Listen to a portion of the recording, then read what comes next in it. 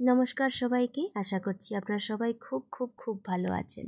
তো লক্ষ্মী পুজোর ভিডিওটা অনেক দিন আগে থেকেই করে রাখা ছিল, কিন্তু ভাবছিলাম আমার কাশিটা একটু সেরে যাক, তারপর আমি সুন্দর করে ভয়েস ওভারটা দিতে পারবো। কিন্তু কাশিও কমছে না, এদিকে দিওয়ালি চলে এসছে। তো যাই হোক, অনেকটাই দেরি হয়ে গেল, কিছু করার ছিল না আমার। তো এখানে আমি লক্ষ্মী পুজোর নাড়ু বানিয়ে নিয়েছি।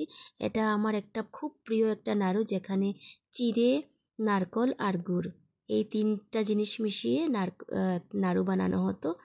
তো এবার আমিও বানালাম। আর এবারে লক্ষ্মী পুজোর আলপনা একদম সিম্পল করে দিচ্ছি আমি, শুধু লক্ষ্মীর পা আর একটু ধানের ছড়া। কেননা দিওয়ালি আসছে, দিওয়ালিতে আবার আমি নতুন করে আলপনা দেওয়ার ইচ্ছে।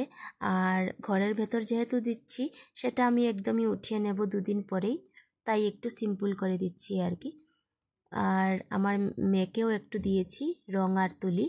আমি যখন ছোট ছিলাম তখন আমার মার দেখা দেখি আমার খুব ইচ্ছে করতো আলপনা দিতে। তখন আমার মাও একটা ছোট্ট বাটিতে চালের গুঁড়ো, জল দিয়ে আর একটা তুলো দিয়ে আমাকে বসিয়ে দিত। আমি খুব সুন্দর করে, তখনই মা বলতো যে আমি অনেক ছোট বয়স থেকেই নাকি খুব ভালো আলপনা দিতে পারতাম। তো যাই হোক, আমি চাই আমার ছেলে মেয়েগুলো এগুলো দেখে বড় হোক, এগুলো একটু একটু শিখে রাখুক। জানি না কতটুকু ভালো শিক্ষা দিতে পারছি, কিন্তু সব বাবা মাদেরই তো একটা ইচ্ছে থাকে না, যে সবাইকে মানে ছেলে মেয়েগুলো একটু ভালো শিক্ষা পাক। তো যাই হোক, আমার এদিকে গল্প করতে করতে আলপনা দেওয়াটা শেষ হয়ে গেছে। এখানে দেখুন, বেলকনিতে আমি দিয়েছি, খুব ভালো মতো পা ছড়িয়ে বসে আলপনা দিচ্ছে। আর এই যে ফুলের সাজি নিয়ে এসেছি, এখানে সব কিছু আছে, আম পাতা, দূর্বা। তো এখানে আমি পুজো দিয়ে দিয়েছি। আর তারপরের দিন, এটা হলো তার পরের দিন, লক্ষ্মী পুজোর পরের দিন আমরা গেছি, আমার মেয়ের স্কুল থেকে ইনভিটেশন এসছে। এখানে একটা দিওয়ালি কার্নিভ্যাল হচ্ছে, এখানে আমার মেয়ের স্কুলের সবাই কিছু না কিছু পারফর্ম করছে। আর যেখানে যাচ্ছি, এখানে 50টারও বেশি স্টল বসেছে, খাবার দাবার, শাড়ি, গয়না, অনেক কিছু, মানে 50টারও বেশি ঘর সাজানোর আইটেম থেকে অনেক অনেক কিছু আছে এখানে। খুবই এনজয় করেছি, আর অনেক লোক হয়েছিল। তো আমার মেয়ের একটা গ্রুপ পারফরমেন্স ছিল, যেটা সরস্বতী বন্দনা, এটা একদম প্রোগ্রামের শুরুতেই হয়েছে। তারপর আরও অনেক কিছু ছিল। আর এই যে আমাদের মেয়ের স্কুলের যে একটা স্টল বসছে, এখানে এরা সবাইকে ডেকে ডেকে এই ক্রাফটটা করিয়েছে। দেখুন, আমি আর আমার মেয়ে মিলে এই দিয়াটা বানালাম। সবাই খুশি, আমিও খুশি, আমার মেয়ে খুশি, সবাই খুশি। আর এই যে এদের গ্রুপ, এখানে সরস্বতী বন্দনা হবে, তারপর শুরু হবে মেন প্রোগ্রাম। এখানে আজকে রামায়ণও দেখানো হবে, মানে বাচ্চারা এখানে অ্যাক্ট করবে। আর এই যে আগের ভিডিওতে বলেছিলাম না, আমার মেয়ের স্কুল থেকে একটা প্রজেক্ট দিয়েছে।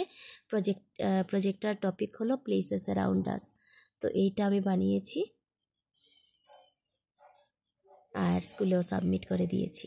জানাবেন তো কেমন হলো। আর বানানোর ভিডিওটা না একদমই করতে পারিনি, কেননা বুঝতেই পারছেন সারা দিন কাজের শেষে একটু একটু করে করতাম।